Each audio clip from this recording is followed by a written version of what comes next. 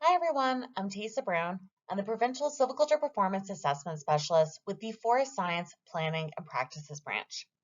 This video is part of the 2023 What's New training series. This presentation will focus on Section 9 of the Surveys Manual, which covers the alternative survey methods.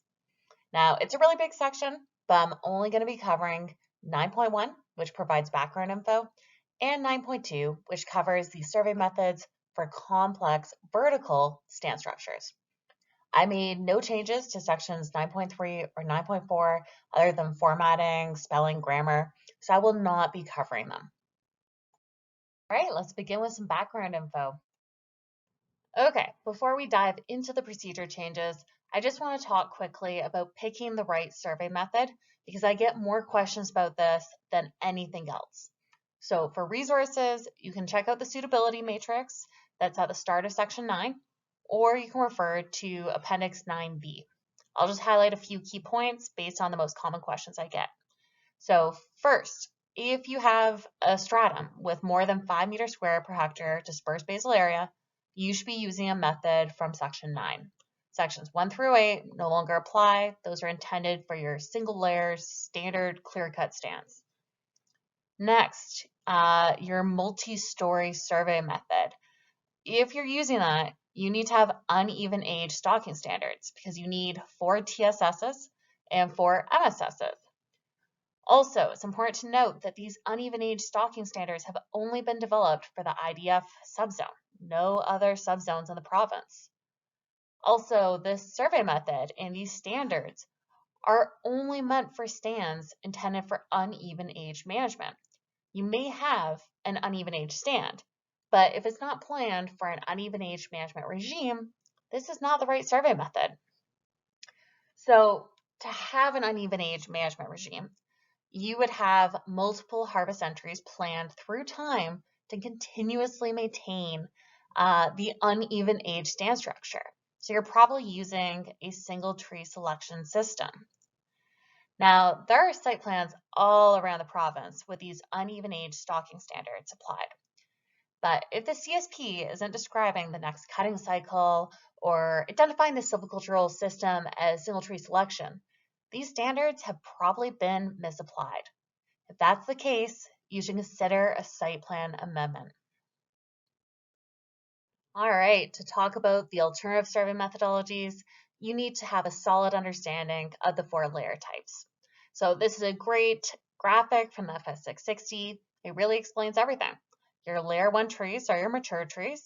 They're over 12.5 centimeters diameter at breast height, DBH, and breast height is 1.3 meters. Then you have your layer 2 trees, your pole layer, and these are 7.5 to 12.49 centimeters DBH. Your layer 3, that's your sapling layer. They are taller than 1.3 meters, so they're taller than breast height, and it is up to trees that are 7.49 centimeters DBH. And lastly, you have your regenerating layer, your layer 4, and these are less than or equal to breast height, less than or equal to 1.3 meters. Also, as part of the background info for this section, we need to discuss reporting stratum with dispersed layer 1 stems. If you have layer 1 trees as part of your stocking standards, so if they contribute to your stocking obligation, or if you have greater than 5 meters square per hectare basal area, then you must report an inventory component for the layer 1 trees. And that means that you cannot simply submit a layer I and S to results. That's what they did in this lower example. They're in non-compliance. They captured their layer 1 trees, including basal area, under the layer I. Instead, if these thresholds are met, listed right here, you have to report the stratum as a multi-layer stratum with a separate layer for the mature trees. So it was done correctly in this top example. So you can see layer 1 mature. All the information submitted in this layer is for the layer 1 trees. That's what it means to submit a layer 1 inventory component. So we have our species composition of our layer 1 trees, and we calculate that using basal area.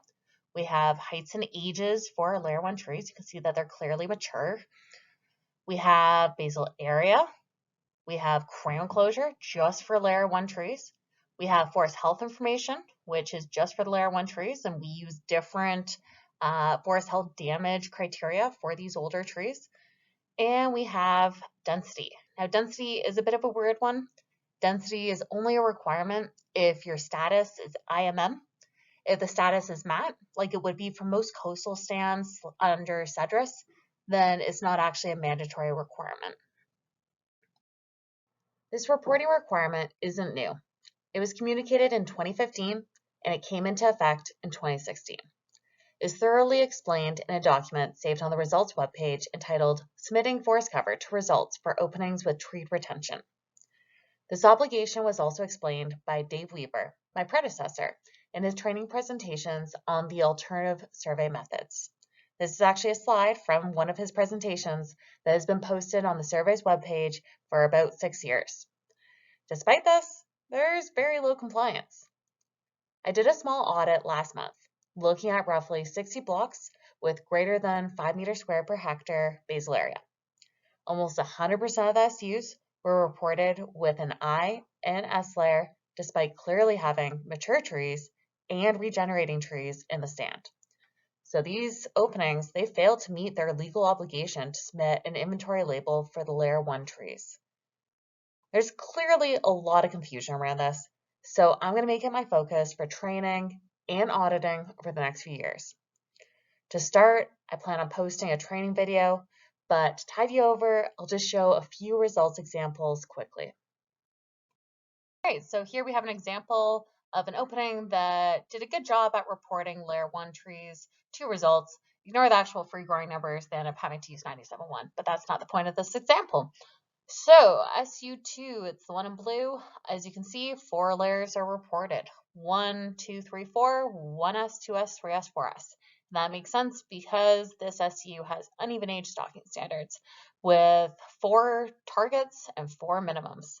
So each of these layers contributed to this, the silviculture obligation, and therefore they needed to have a silviculture label associated with them. Then SU1 just had your normal even age stocking standards, 1200, 700, 600. And SU1 was interestingly broken into 3 strata. So the first one, A, you are pine leading and you meet free growing. D, you do not meet free growing, lots of cattle damage apparently, and you're aspen leading. And then C, you meet, but you also have some residual layer 1 Douglas fir. And so they did the right thing. They reported the layer 1 inventory component for the Douglas fir because it exceeded 5 meters squared. And for the layer 1, they provided the species composition. It was 100% Douglas fir. They provided heights and ages for the fir, the layer 1 fir, crown closure for the layer 1 fir, and total basal area. It was 14 meters squared. They also provided density because it's IMM right here. So that was very, very well reported. So if you open up that SU1 stratum C, this is what it looks like. So you again have your layer 1 mature inventory component up top, species composition for the layer 1 fir, heights, ages, crown closure, density, and basal area. And then you have, kind of just as normal, your layer 4 broken into inventory up top, and then layer 4 silviculture. So in contrast, this is an SU that was not reported correctly to results. This SU is clearly multi-layered. We have 21 meters squared per hectare basal area total and crop. We also have Douglas fir aged at 110 years old, and they're 17 meters. And yet for our other species, we're looking at much younger and smaller trees. Given how it's reported, we really can't tell how many trees are in the overstory versus the understory. We would not be able to properly update the VRI or correctly model this stand. We need it to be broken out. So this should follow the example of SU1 stratum C from the previous slide. We needed to have a layer 1 inventory and a layer 1 silviculture reported, given we did take 21 meters squared per hectare basal area as crop. And then depending on the size of these trees, it looks like they should be reported as layer 3, and then a layer 3 and a layer 3S. All right, if you do have mature trees within your net area to be reforested, there are a few other mandatory reporting attributes, and they fall under the polygon component, so the information up here. So first, you need to report the tree cover pattern. The tree cover pattern is the horizontal spatial arrangement of residual layer 1 trees in the stratum. And so for this polygon, this stratum, it's 3, which is described as being several, greater than 3, sporadic occurrences of limited extent, circular to irregular shape. And this is the visual representation of that. The white is equivalent to your harvested or denuded, that's the terminology that they use in the wreaths, and the gray is equivalent to the treed residuals. Next, we got reserve type right here. If your residuals are not mappable, if they're less than 0.25 hectares in size, and they're included within your net area to be reforested, then this should be dispersed. The only other option is group. Now, if it is dispersed, then this is a quote from the wreaths. If you have dispersed reserves, you need to be reporting the SU as a multi-layer stand. And at minimum, 2 layers are reported, the denuded layer and the layer containing the residual stems. So for this SU, they're in non-compliance because they just reported the inventory in the silviculture information. And you can see that that's a problem because we have basal area at 12, and clearly we've had way too much averaging happening. We have heights at 6 meters, and yet our age is 80, so we probably averaged, a 1-year-old tree with a 150-year-old tree. And then we averaged a wide range of heights too. And you can see that both in the inventory and the silviculture heights. So we just needed to have it broken out. We needed that layer 1, and then we needed that layer probably 4 and 4S. Now, the last additional attribute that you need to report is reserve objective. And there's several options. So you're going to need to check the site plan to be able to fill this out. If it's timber management, that means that the residuals are considered short-term retention. All the other codes, like bio or cult or viz for visual, they're all considered long-term, and they aren't available for harvest entry until the next rotation cycle. Okay, here's one more quick example. For this SU, the stratum, our tree cover pattern is 8, which means that our layer 1 trees are continuous with several inclusions. And you can see again, the gray is your treed area, so it's the good majority of the area. Makes sense, our basal area is 19. For reserve type, they list it as being dispersed. So that means that it's not mappable and it is within the net area to be reforested. And then for reserve objective, it's biodiversity. Since it's not TIM, that means that it is locked up. It is a long-term reserve and it cannot be harvested until the next rotation. All right, so if you need to know what the different tree cover patterns are, you can find the cheat sheet in figure 33 of the service manual. It's also in the Reese reference docs, but there's codes 1 through 9, 9 having the most tree retention and 1 having the least. Now, if we're actually recording this data, if you're using the paper plot cards, I'd recommend writing it down in your notes section or on the back of the FS659 so it gets transferred over to results. If you're a Snap user, it's super easy. There's a reserve type, objective, and cover pattern section. If you're a SAP user, I'm not as familiar with it. They do have a reserve and objectives field, but I didn't see the reserve cover pattern. I was going off the website though, and the program itself might have been updated. If it doesn't have it, I recommend reaching out to the supplier. It's a pretty flexible program, and I suspect you'd be able to make that edit to get it added if needed. All right, let's move on and actually start talking about the individual survey methods. For multi-story surveys, you need to do a count by species by layer for layers 2, 3, and 4. You also need to do a number in count by species for layer 1. You also need to do a fixed area plot tree tally for inventory density, though it doesn't need to be done by species. All of the other changes to height and age measurements, crown closure, etc. apply to multi-story surveys. You simply need to repeat it more times for each layer. Also, when you're picking your sample tree for heights and ages, you're going to choose a tree from your fixed area plot for layers 2, 3, and 4. But for layer 1, you're going to choose a sample tree that was in your variable radius plot, aka a tree that was counted in your prism sweep.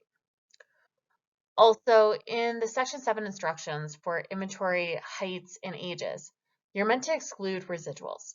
But obviously, if you're doing heights and ages for the layer 1 inventory, that does not apply.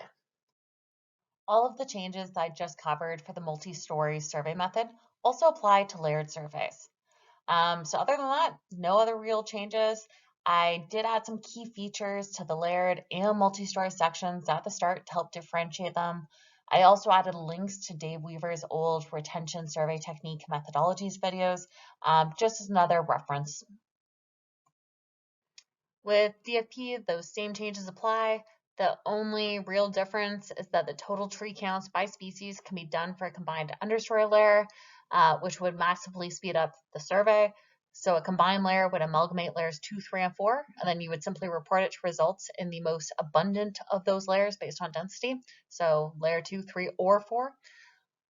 Also, as a reminder, since you do collect crop basal area, you then would need to report both a layer 1 and a layer 1S.